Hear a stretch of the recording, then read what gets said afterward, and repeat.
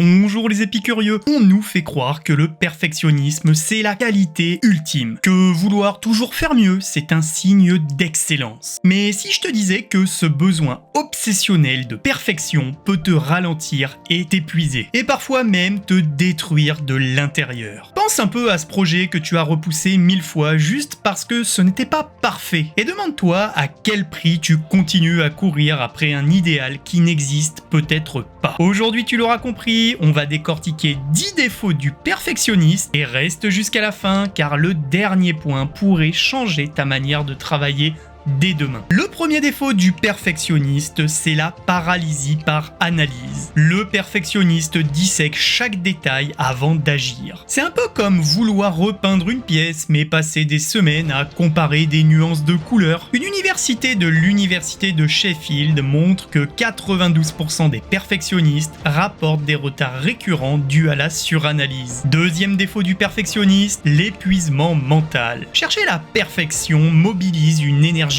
énorme. C'est un peu comme courir un marathon tous les jours, mais dans sa tête. Je suis sûr que tu as déjà fini une journée sans avoir produit autant que tu voulais, juste parce que ton cerveau ne s'est jamais arrêté. Selon l'American Psychological Association, le perfectionnisme augmente de 50% le rythme de burn-out. Défaut numéro 3 du perfectionniste, l'incapacité à terminer un projet. Finir quelque chose signifie l'accepter tel qu'il est. Et ça, le perfectionniste, il déteste ça. C'est un peu comme construire un puzzle et continuer à déplacer les pièces, même quand il est complet. Pense à ce fichier sur ton ordi que tu amélioreras plus tard depuis quelques mois. Une étude de l'université Dalhousie montre que les perfectionnistes abandonnent 70% plus de projets que la moyenne. Défaut numéro 4 du perfectionniste, la peur excessive de l'échec. Pour le perfectionniste, chaque erreur est un désastre. C'est un peu comme marcher sur un fil au-dessus du vide et ne voir que la chute possible, mais pas les solutions. Souviens-toi d'un moment où tu as refusé une opportunité juste par peur de ne pas être à la hauteur. L'Harvard Business Review révèle que cette peur réduit de 25% la prise d'initiative en entreprise. Défaut numéro 5 du perfectionniste, le stress permanent. Tout doit être impeccable tout le temps. C'est un peu comme vivre sous une alarme qui ne s'éteint jamais. Je suis sûr que tu as déjà senti cette boule au ventre avant de rendre quelque chose, même si c'était bon. L'Organisation mondiale de la santé lie le perfectionnisme chronique à un niveau de cortisol 30% plus élevé. Le cortisol étant l'hormone du stress. Défaut numéro 6 du perfectionniste, la difficulté à déléguer. Le perfectionniste croit que personne ne fera aussi bien que lui. C'est un peu comme refuser de laisser quelqu'un porter ton sac, même si tes bras sont tout tremblants. Souviens-toi d'un projet où tu as préféré tout seul pour être sûr que de déléguer à quelqu'un d'autre. Une étude de Gallup montre que ceux qui délèguent multiplient par 2 la productivité de leur équipe. Mais les perfectionnistes le font très rarement et c'est bien dommage. Défaut numéro 7 du perfectionniste, l'insatisfaction constante. Et un bon résultat ne suffira jamais au perfectionniste. C'est un peu comme boire de l'eau mais rester assoiffé constamment. Pense à une fois où tu as reçu des compliments mais que tu ne voyais que ce qui manquait. L'université de Londres rapporte que les perfectionnistes ressentent 40% de moins de satisfaction personnelle que la moyenne. Défaut numéro 8 des perfectionnistes, les relations tendues. Exiger le meilleur de soi, c'est bien. Le faire avec les autres, c'est destructeur. C'est un peu comme exiger qu'un ami te prépare un dîner gastronomique à chaque invitation. Tu as déjà vu un collègue se braquer parce qu'on lui pointait un détail mineur? Eh bien c'est ça. L'association Psychology Today note que le perfectionnisme est l'un des 5 principaux facteurs de conflits professionnels. Défaut numéro 9 du perfectionniste, le manque de créativité. Vouloir toujours tout parfait tue l'expérimentation. C'est un peu comme peindre uniquement à l'intérieur des lignes, même sur une toile blanche. Souviens-toi d'un moment où tu as renoncé à tester une idée parce qu'elle ne marcherait sûrement pas. Et Stanford a démontré que la créativité chute de 20% quand la perfection devient la priorité. Défaut numéro 10 du perfectionniste, l'autocritique excessive. Le perfectionniste devient son pire juge. C'est un peu comme s'entraîner avec un coach qui ne félicite jamais, seulement qui critique. Tu as déjà revu un travail et ressenti plus de honte que de la fierté? Eh bien c'est ce sentiment. L'université de New York indique que cette autocritique augmente le risque de dépression de 34%. 100%. Si t'es encore là, c'est que tu sais que ton perfectionnisme est à double tranchant. Abonne-toi pour ne pas rater mes prochains conseils. Et je termine cette vidéo avec cette question pour toi. Le perfectionnisme peut élever ton travail ou t'enchaîner dans une prison invisible. Et toi, es-tu prêt à laisser tomber l'illusion du parfait pour enfin avancer librement? Bonjour les épicurieux.